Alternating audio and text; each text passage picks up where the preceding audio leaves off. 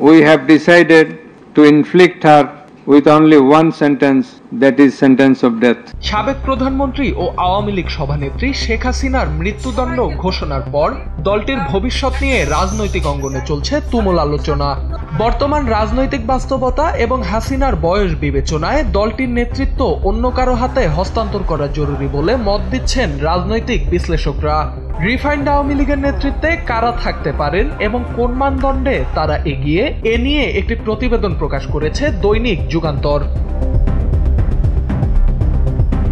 প্রতিবেদনে বলা হয়েছে, আপৎকালীন নেতৃত্ব শিরিন শারমিন চৌধুরীর হাতে দেয়া হতে পারে। পাশাপাশি সেকেন্ড ইন কমান্ড হিসেবে আলোচনায় আছেন সাবের হোসেন চৌধুরী। কারাগারে থাকা নারায়ণগঞ্জ সিটি কর্পোরেশনের সাবেক মেয়র সেলিনা হায়াত আইভির নামও উচ্চারিত হচ্ছে। তবে পুরো বিষয়টি শেষ পর্যন্ত নির্ভর করছে শেখ হাসিনার উপর। তার গ্রিন সিগন্যাল ছাড়া দলের ভেতর থেকে কেউ সামনে আসতে রাজি নন।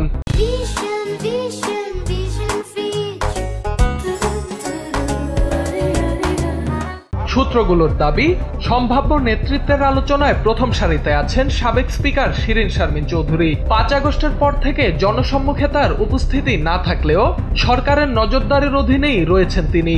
বিদ্যমান সংবিধান মতে পরবর্তী সরকারের জন্য নির্বাচিত সংসদ সদস্যদের শপথ পড়াতে তাকে প্রয়োজন হতে পারে।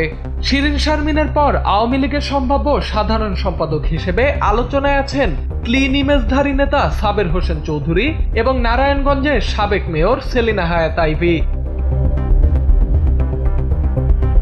বর্তমানে সেলিনা হায়াত আইভি কারাগারে রয়েছেন।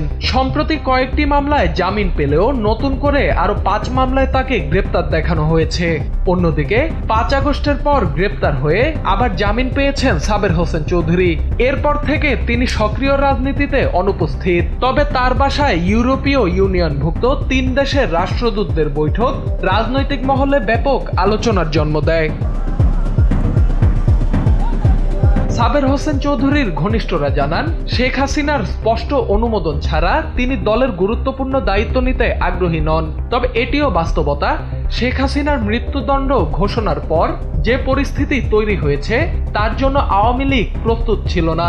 কার্যক্রম নিষিদ্ধ এই দলটির নেতাকর্মীদের উপর এ রায়ের প্রভাব কি দাঁড়ায় এবং তাদের রাজনৈতিক ভবিষ্যৎ কোন পথে যায়, সেটিই এখন মূল প্রশ্ন। সোহান আল রাজি, NPB।